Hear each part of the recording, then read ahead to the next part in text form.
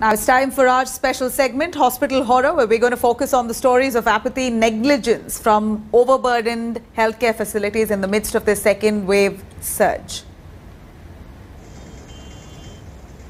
The second wave of COVID-19 pandemic has overburdened hospitals in Andhra Pradesh. There is a shortage of beds in Anantapur Government Hospital, leading to positive patients lying on the floor or sharing beds with other patients. Several patients, including old-aged women and men, were seen waiting on chairs, hoping to get a bed in the hospital. Chief Minister Y.S. Jagan just yesterday held a review meeting on the prevailing situation and the progress of the vaccination program there across the state, and directed officials to increase the availability of beds for COVID treatment.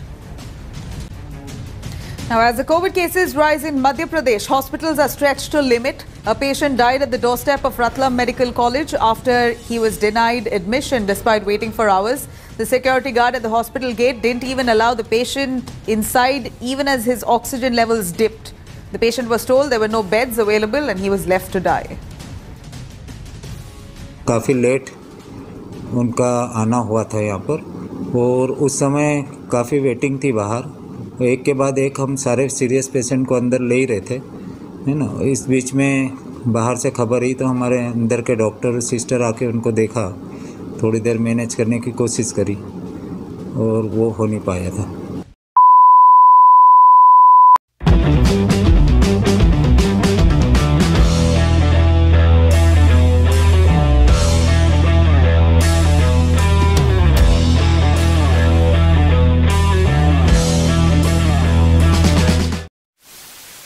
So magandang araw at magandang gabi. Anumang oras ninyong pinapakinggan to, mga Kuya Dens. So this is your Kuya Dens at record na naman ng panibagong topic o content ngayong araw na ito.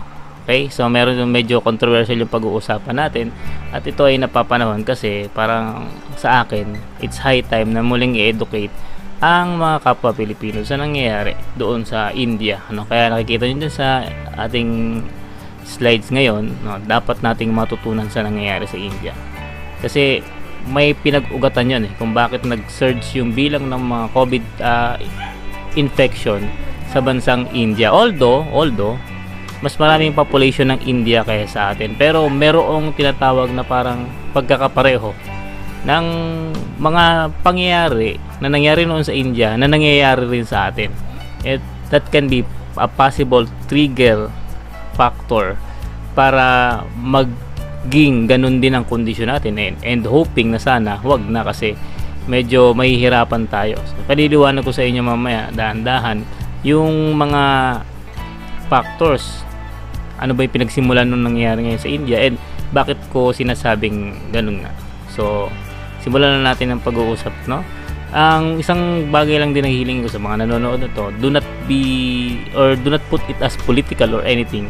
Ito ay isang parang pag-educate sa marami na ganito yung nangyayari ngayon sa kondisyon ng ating bansa, at ganun din ang nangyayaring kondisyon sa bansa ng India. So baka mangyari din sa atin. So alamin muna natin, ano ba yung nangyari sa India, no? So as of today, siniresearch ko sa internet, ang bagong cases ng COVID infection sa India, sa bansang India, ay nasa 414,188. Madami yan. So imagine mo lang ano yan, almost ng maraming porsyento ng populasyon ng Metro Manila, 'di ba? As of today din, ang record na ng cases ng COVID sa India is nasa 21.5 million na. And technically naman, meron na silang 17.6 million recovered. Medyo malaki-laki naman yan. Pero ang masakit doon, meron silang 234,000 deaths. Okay? So, ganun na karami mga namamatay. As of today din, according sa binasa ko, sa resource natin, sila ang second na pinakamaraming COVID na number na recorded sa buong mundo. Kasunod ng US. US na ngayon na nangunguna Dati China, tapos biglang nagpalit, naging parang dumating pa ata, naging Brazil, ngayon US na. Okay? So ang India, sila ngayon ang pangalawa sa may pinakamaraming COVID cases around the world. Okay? So bakit nga ba biglang tumaas ang COVID-19 infection sa India? Ano yung factors na nag-trigger Kasi nakaraan, pababa na rin yung cases nila eh. Pero biglang nag-surge na naman. Ano yung naging cause nun? Ano yung nag-trigger nun kung bakit nagkaganon? So, meron dalawa kasing major events na nangyari. Ito pala yung camera. So, sa India, recently lang, March lang yata ito nangyari. Yung dalawang major event na yun yung celebration nila ng Holi, H-O-L-I, and the election. Assembly election yata ito, no? So, yung dalawang major event na yan, ang nangyari kasi, before they celebrate it, parang nakampante sila na okay na dahil bumababa na yung bilang ng COVID patient. Dahil dun sa pagbaba ng COVID patient na na bilang ay nakampante sila. Nangyari rin yung sa atin dito sa sa Pilipinas. Nung nakaraan nag-1,000 na lang yung bumababa. And then nakampante tayo. So as of February, bigla na namang pasok ng March, surge na naman yung bilang ng COVID patients sa atin sa Pilipinas. Kaya nag-declare ulit ng panibagong lockdown. Sa India, nag-celebrate sila ng March ng Holi at nagkaroon ng tinatawag na election. So tingnan nyo to. Yan, ito yung celebration nila ng Holi. Ang daming tao. Mass gathering na yan kung tawagin. Ito pa. Ayan. Kung titingnan nyo yung picture, recent lang yan. Walang mask ang mga tao.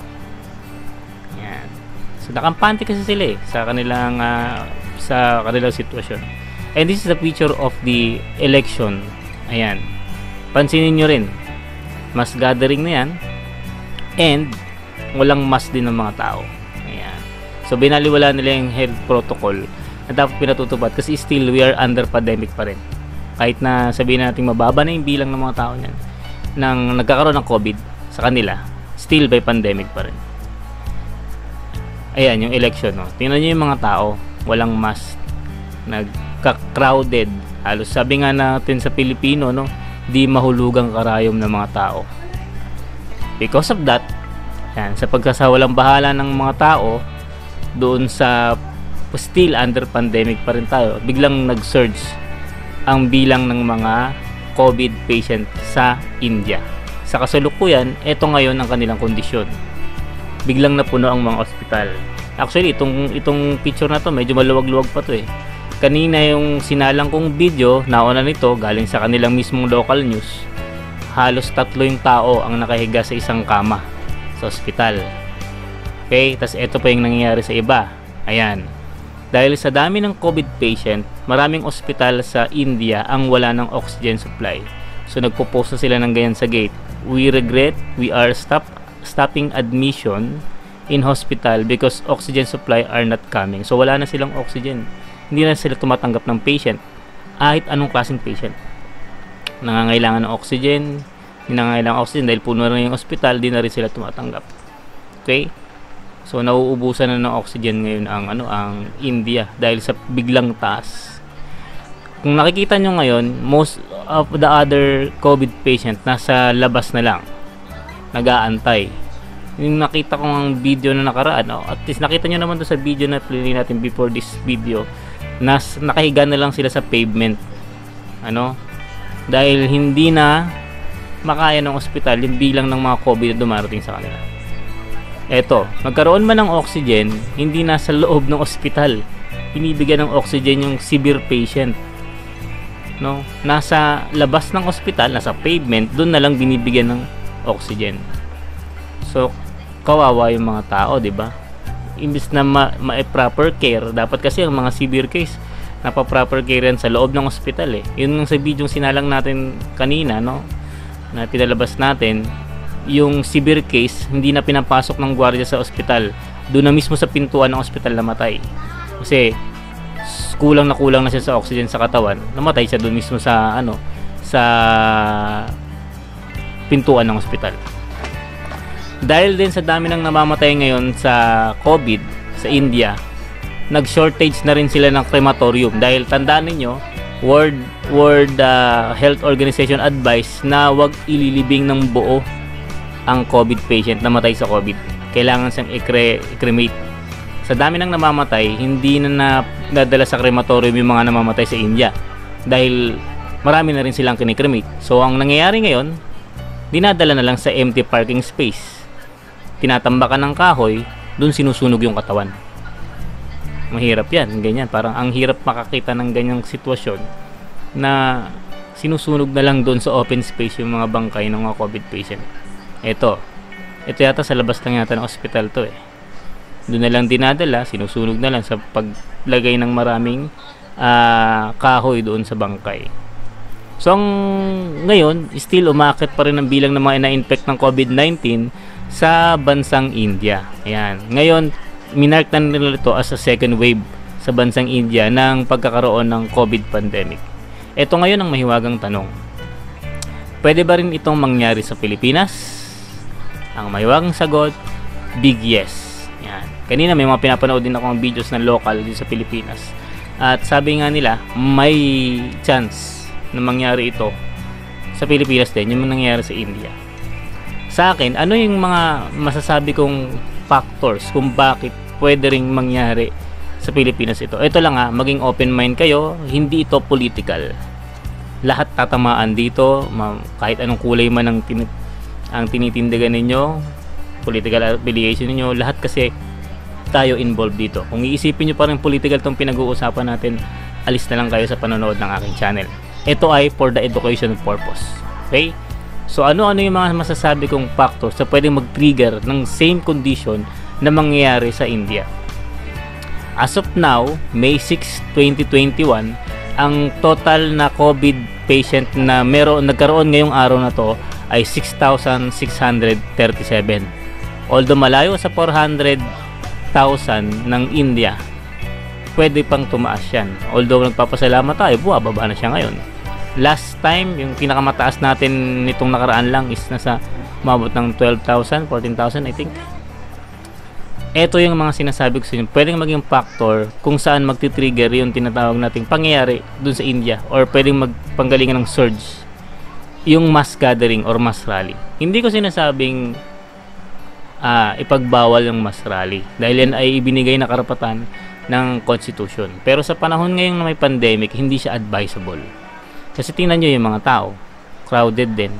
Same situation na nakita natin doon sa election event ng India. So, ganun yung sitwasyon at ganito rin sitwasyon, malaking posibilidad na sa gitna nito ay magkaroon ng parang tinatawag na super spreader. Magsusurge na naman ang bilang ng Ayan. So okay lang na ipahayag nyo yung damdamin nyo sa nararamdaman nyo sa government or kung pro-government ka, magaya. Pero lagi nating tatandaan na ang mga ganitong gawain makakapag-trigger nung nangyayari doon sa India. Ano pa? Ayan, mass gathering. Ayan. Nakita nyo ba yung mga tao na yan? The same situation na nangyayari doon sa India. Ayan, diba? Yung iba wala pang mask. So hindi ko inaatake kung sino man yung mga gumawa nito, kung sino man yung ang ini-educate ko sa inyo ay yung mga ganitong event o yung mga ganitong pangyayari can trigger na mag-surge ang bilang ng mga COVID patients sa Pilipinas. Ayan. So, isinama ko lang ito bilang example. Wala akong against sa nangyaring community pantry ng isang sikat na artista. Pero isa rin kasi ito Maganda naman yung layunin ng community pantry. Ang hindi lang natin may iwasan kung paano siya dudumugin ng mga tao. Yun yung problema. So, yung mga ganyang event can also trigger a surge in the number of yung mga COVID infected, no? So, bago ko itanong ito, idagdag pa natin yung mga pasaway pa rin na nagkakaroon ng mass gathering pag may birthday. Ayan. Ako, nakakita ko personal ng ganun. Yung nakaraang issue na nabalitaan ko, yung budol fight daw. Kung sino man yun. Yan. Ano ba ang dapat gawin? So, para hindi tayo matulad doon sa India. Ano yung pwede nating gawin? Sumunod dito. Yan. Ang DOH naman, at ang World Health Organization ay nagsasabi pa rin ng kung ano ang dapat. So, iwasan daw yung 3 C. Ano yun? Crowded places, una. Close contact setting, yung masyadong malapit. And confined and enclosed spaces. So, yung 3 yan, sa ngayon, iwasan muna natin. No? So, crowded places, close contact setting, sa confined and enclosed spaces. Tapos, sundin natin yung minimum health protocol. ito lang naman yun eh. Sabi ng DOH, ng DILG, bida. Gayahin muna natin si Jollibee ngayon. Bida ang saya.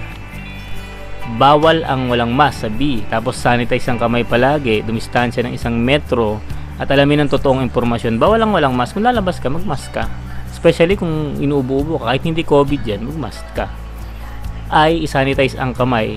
Lagi ako may dalang alcohol. Ito nga sa aking table, laging yan, may alcohol na nakalagay dito. At nilalagay ko sa sprayer to para lagi akong may alcohol. Kahit minsan lang ako lumabas ng bahay. Diyan lang naman, naglalakad-lakad lang naman ako dyan pang exercise.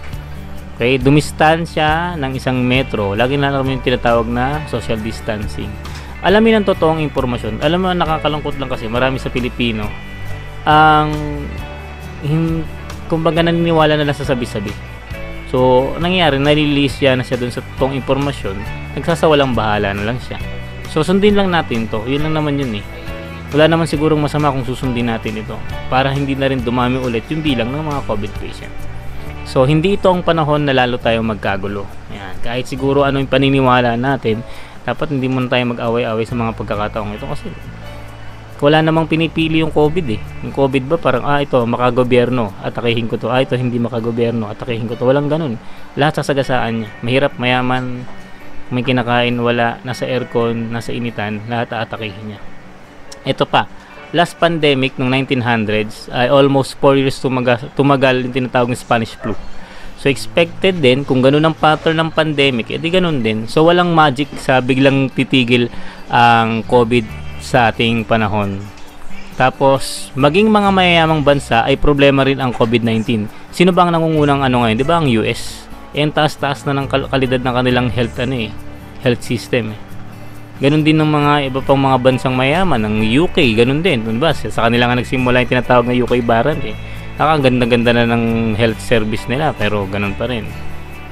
Sila nagpo-provide nga rin sila ng sarili nilang vaccine. Ganun pa rin. So, lahat ng bansa problema ang COVID. So wag nating isipin na problema lang ng Pilipinas yan at madaling mamawala yan din.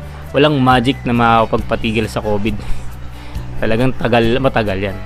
So may tinatawag tayong first wave, second wave, saka third wave ng Spanish flu. Expect mo ganun din ang mangyayari sa atin sa ngayon sa COVID-19 pandemic. So nangyari na yung first wave saka second wave. Yan. Sa history mas deadly yung second wave sa Spanish flu. Ganun din ang nakikita ko ngayon sa second wave. Tingnan nyo yung second wave sa India na nangyayari. Mas deadly siya.